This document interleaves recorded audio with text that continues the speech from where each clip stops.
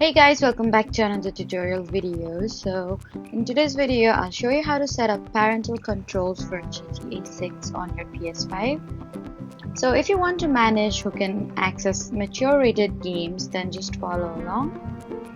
First, start by opening settings on your PS5. Then go to family and parental controls.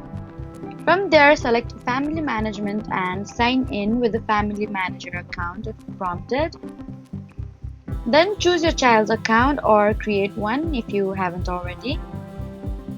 Then open the parental control settings for that account, and from here you can set age restrictions for games, limit communication features, restrict purchases from PlayStation Store, and control how long the account can play each day. If GTA 6 exceeds the allowed age rating you've selected, the game won't launch without the family manager's approval.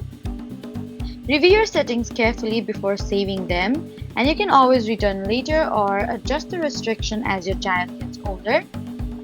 So that was how to set up parental controls for GTA 6 on PS5.